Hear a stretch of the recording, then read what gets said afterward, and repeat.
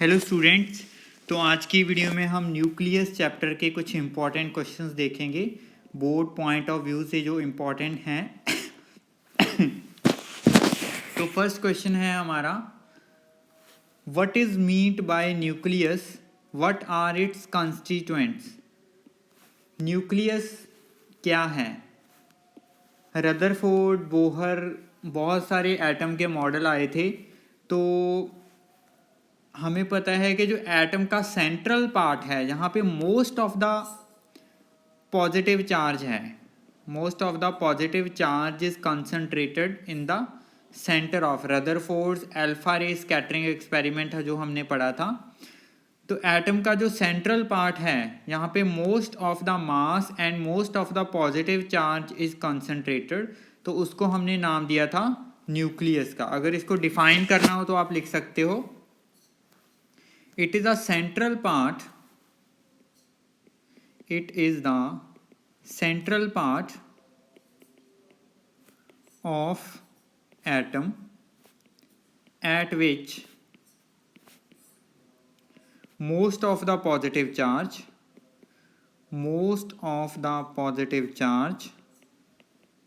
and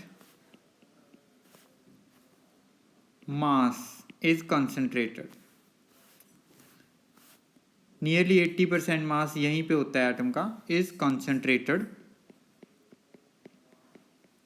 okay, तो इस nucleus किस चीज से बनता है? न्यूक्लियस के अंदर होते हैं proton and proton plus neutrons. Nucleus बनेगा प्रोटॉन्स एंड न्यूट्रॉन्स से, और इनको कंबाइन करके क्या बोला जाता है? प्रोटॉन प्लस न्यूट्रॉन, इनको कंबाइन करके अगर बोला जाएगा तो इनको न्यूक्लियॉन्स बोला जा सकता है, न्यूक्लियॉन्स। ओके, तो सेकंड क्वेश्चन है, according to mass energy equivalence what is a energy equivalent to M. Einstein की जो इक्वेशन है वही उसकी बात कर रहे हैं। E is equal to M C square, ये वाले फॉर्मूले की बात कर रहे हैं। C हेयर जो है that is a speed of light, C is a speed of light, और इसकी वैल्यू होती है 3 × 10⁸ मीटर पर सेकेंड। कोई भी मास अगर 1 किलोग्राम मास ले लोगे तो इसके कॉरेस्पॉन्डिंग फॉर्मूला में पुट करके आपके पास एनर्जी की वैल्यू आ जाएगी। So this is Einstein's equation, E is equal to M C square. ये जो क्वेश्चन हम डिस्कस कर रहे हैं ये बहुत इंपॉर्टेंट हैं, और अगर आप बोर्ड एग्ज़ाम के लिए प्रिपेयर कर रहे हो तो ये क्वेश्चन आपके लिए बहुत ज़्यादा बेनिफिशियल रहेंगे। तो इन क्वेश्चंस को, वीडियो को एंड तक जरूर देखना। What is mass defect? Mass defect क्या है? देखो मैंने क्या बोल दिया कि जो न्यूक्लियस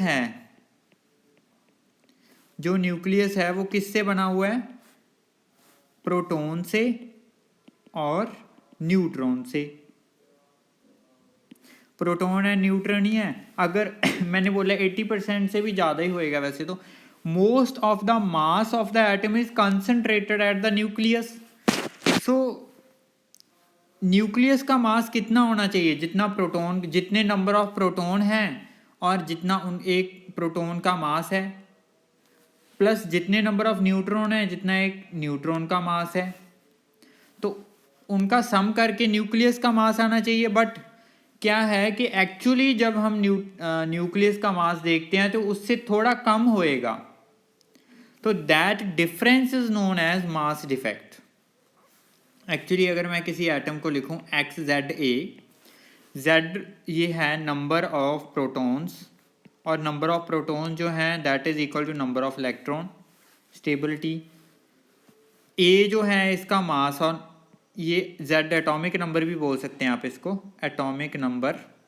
ए जो है इसका मास नंबर है, और अगर इनसे नंबर ऑफ न्यूट्रॉन आपने निकालने हो, नंबर ऑफ न्यूट्रॉन निकालने हो that is a minus Z, तो मास डिफेक्ट कैसे आएगा? न्यूक्लियस का मास क्या होना चाहिए? जितने नंबर ऑफ प्रोटॉन हैं उन सारे का मास वो कैसे आएगा, number of proton into mass of each proton. Number of proton कितने हैं z, mass of each proton में mp लिख लेता हूँ, प्लस न्यूट्रॉन का मास जितने नंबर ऑफ न्यूट्रॉन है, न्यूट्रॉन कितने हैं, नंबर ऑफ न्यूट्रॉन कितने हैं a minus Z into mass of neutron, each neutron is mn, मैंने लिख लिया। तो इतना ही मास होना चाहिए, बट इतना नहीं है, इससे थोड़ा सा कम होएगा। So that is known as mass defect. जो इसका डिफरेंस है, जो एक्चुअल मास का और जितना होना चाहिए उसका जो डिफरेंस है, उसी को हम मास डिफेक्ट बोलेंगे। तो मैंने जो एक्चुअल है वो that is m।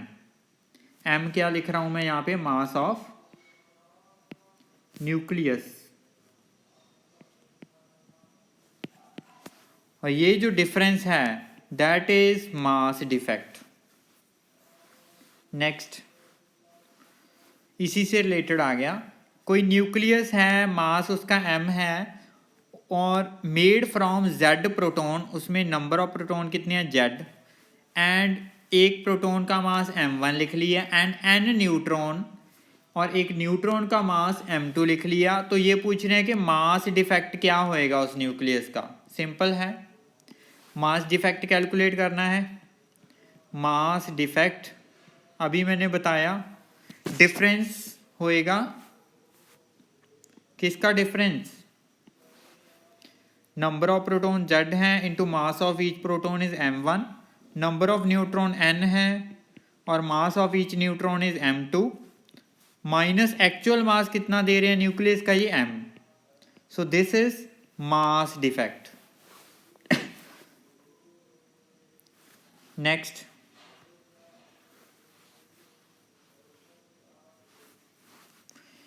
Define the following terms.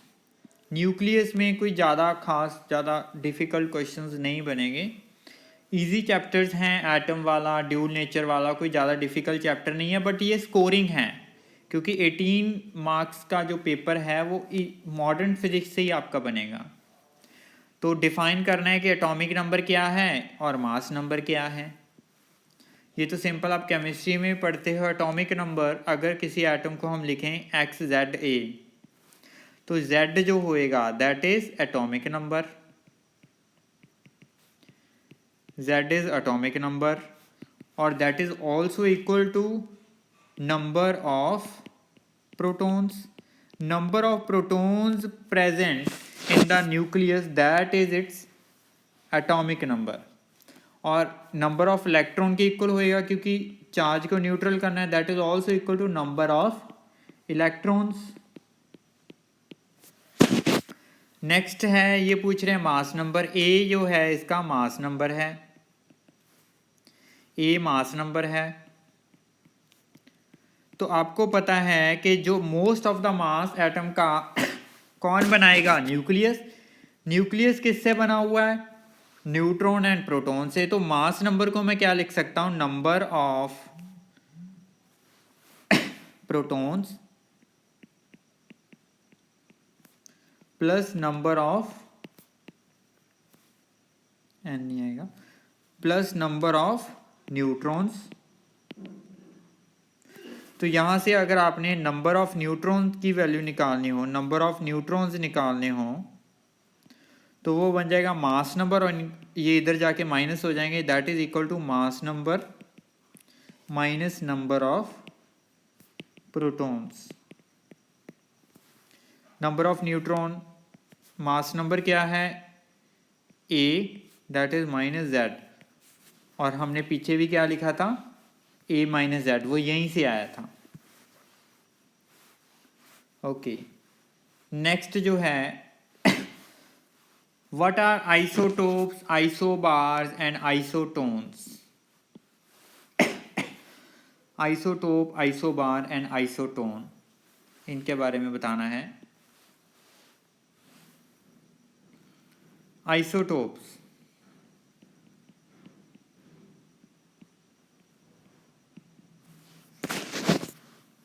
क्या लिखा, 1 मिनट।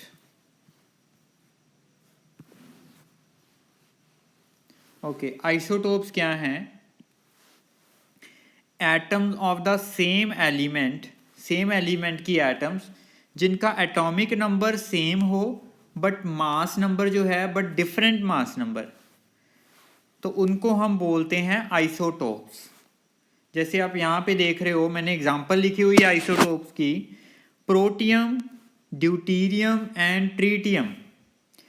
देखो यहाँ पे प्रोटियम 1H1, इसका एटॉमिक नंबर 1 है, मास नंबर 1 है। और जो ड्यूटीरियम है that is 1H2, atomic number 1 है बट मास नंबर 2 है। Tritium is atomic number 1, mass number 3 है। तो यहाँ पे हम आइसोटोप की डेफिनेशन क्या दे रहे हैं कि सेम एटॉमिक नंबर, यहाँ पे एटॉमिक नंबर तो सेम ही रह रहा है, तो ये क्या हो गया आइसोटोप, बट इनका मास नंबर जो है वो डिफरेंट है। और लिखा भी हुआ है atom of the same element, hydrogen ही है, तीनों हाइड्रोजन की फॉर्म में ही मैंने लिखे हुए हैं, हाइड्रोजन के ही ये आइसोटोप्स हैं, प्रोटियम, ड्यूटीरियम एंड ट्रीटियम।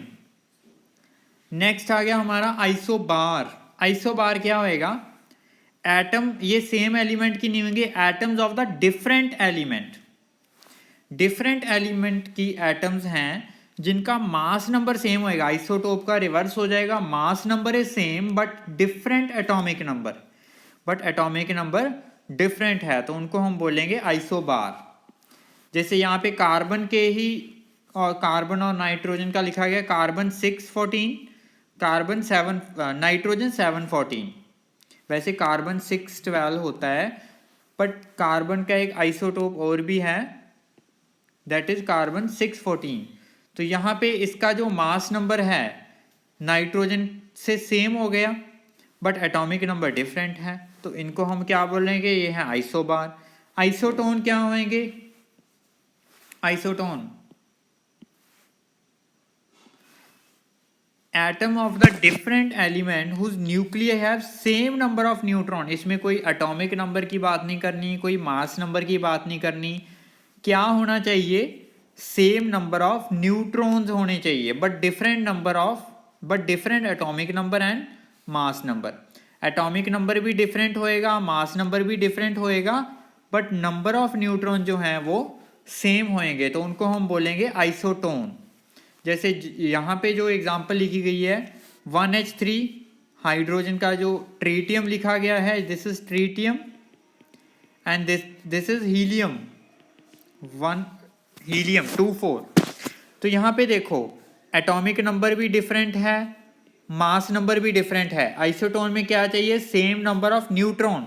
अगर 1H3 ट्रीटियम में से नंबर ऑफ न्यूट्रॉन निकालें तो A माइनस ऐड होएगा, 3 माइनस 1 कितने हैं, 2। अगर हीलियम में से नंबर ऑफ न्यूट्रॉन निकालें तो कितने हैं, 4 माइनस 2 कितने हैं, 2। तो नंबर ऑफ न्यूट्रॉन क्या हो गए, सेम हो गए, तो इनको हम बोलेंगे क्या है, ये आइसोटोन। तो आज की वीडियो में इतना ही करेंगे, नेक्स्ट क्वेश्चन नेक्स्ट वीडियो में। Thank you.